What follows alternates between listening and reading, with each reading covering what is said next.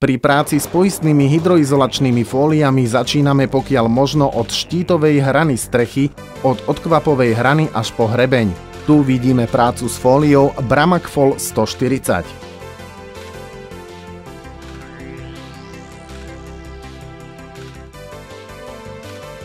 Fóliu prichytávame spínkami na krokvy v miestach prekrytých kontralatami a tiež na bočnej strane debnenia v úžľabí.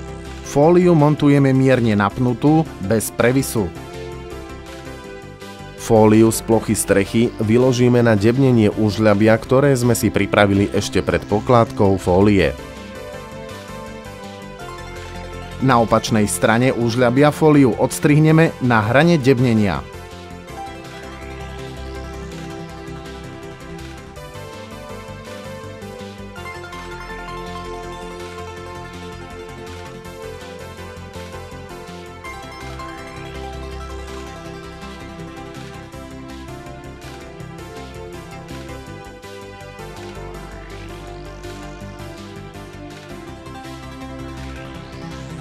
Fóliu Bramacfol 140 je možné použiť na strechách s úžľabím len v prípade, ak sa v budúcnosti neuvažuje s jeho zateplením. Rovnako postupujeme aj z protiľahlej plochy strechy a fóliu po preložení cez úžľabie odstrihneme na protiľahlej hrane debnenia. Dodržaním uvedeného postupu vytvoríme odvodňovacie žliabky po stranách úžľabia na odvod prípadnej skondenzovanej a zafúkanej vody pod krytinu. Na nárožiach valbových a stanových striech je nevyhnutné fóliu Bramacfol 140 ukončiť na kontralatách uložených pozdĺžne s nárožnou krokvou, tak aby vzájomná vzdialenosť kontralát a nárožnej krokvy bola približne 2 cm. Týmto postupom zaistíme odvod vzduchu z krokvových polí priliehajúcich k nárožiu. Pre šikmé strechy, u ktorých sa uvažuje s využitím podkrovia na obytné účely, doporučujeme použitie difúzne otvorených poistných hydroizolačných fólií Bramac. Tieto fólie majú priepustnosť vodných pár 1200 až 1400 gramov na meter štvorcový za 24 hodín.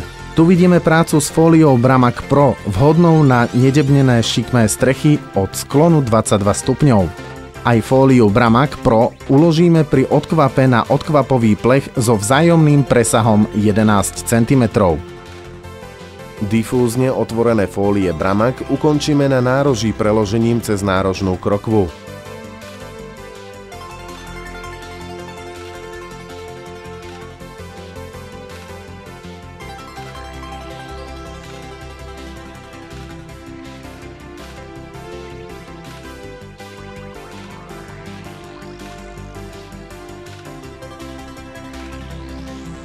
Pred montážou zapusteného úžľabia je potrebné uložiť na debnenie pozdĺžnú latu 17 cm od stredu úžľabia po oboch jeho stranách.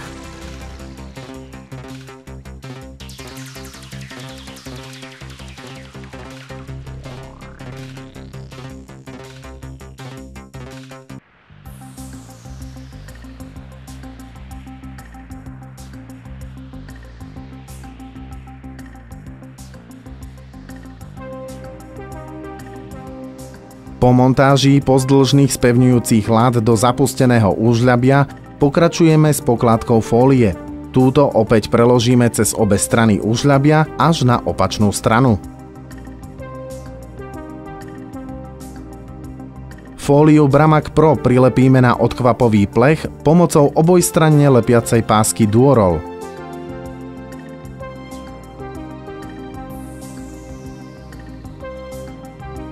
Práca s difúzne otvorenými fóliami Bramac na nároží valbových striech je veľmi jednoduchá. Vďaka ich vysokej priepustnosti vodnej pary nie je potrebné vytváranie dodatočných odvetrávacích medzier a stačí, ak sa fólia len preloží cez nárožnú krokvu.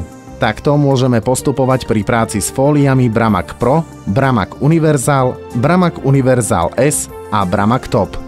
Pri úžľabí spevnenom pozdĺžnými kontralatami fóliu z plochy strechy vyvedieme na ne a prichytíme spínkami.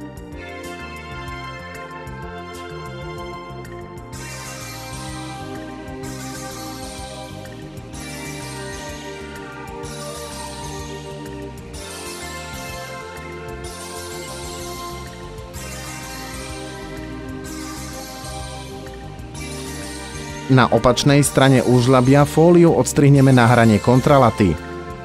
Postup zopakujeme aj z protilahlej plochy strechy. Uvedený postup je vhodný pre všetky fólie zo sortimentu firmy Bramag.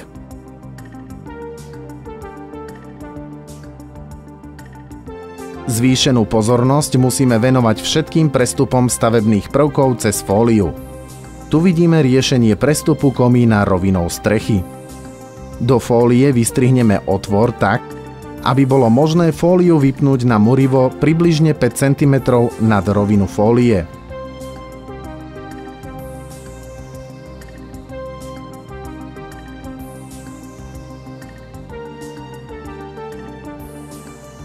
Na prelepenie styku muriva a fólie použijeme pásku Divotape. Rovnako ukončíme fóliu aj na murive vikierov, štítových stien a požiarnych múrov.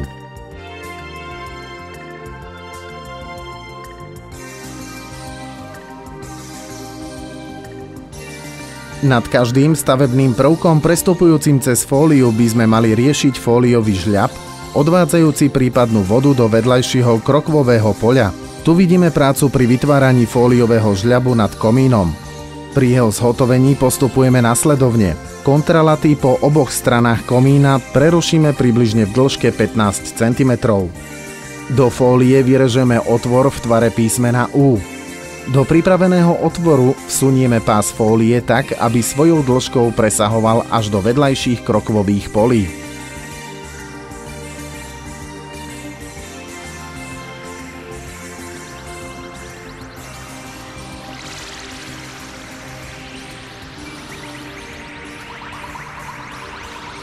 Jeho spodnú časť pripevníme na pomocnú latu. Použitie žľabov doporučujeme najmä nad strešnými oknami a komínmi.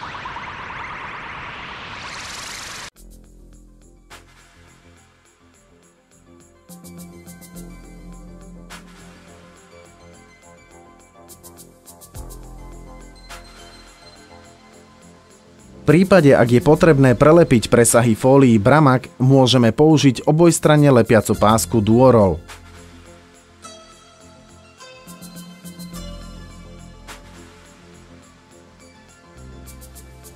Pri kladení fólií Bramag dodržiavame podľa sklonu strechy výrobcom predpísané presahy fólií, ktoré sú predznačené na okrajoch. Pri práci s fóliou Bramag Universal S využijeme samolepiacu pásku, ktorá je súčasťou fólie. Po položení prvého pásu fólie pripevníme kontralaty na každú krokvu. Výška kontralát musí byť minimálne 2 cm. Firma Bramag odporúča používanie kontralát s výškou 5 cm pre lepšie odvetranie krytiny. V prípade, ak je potrebné zabezpečiť otvory vo fólii od klincov, na prichytenie kontralát použijeme samolepiacu pásku, ktorú vkladáme medzi kontralatu a fóliu. Firma Bramag má pre tento účel v sortimente butylénovú pásku Butylband.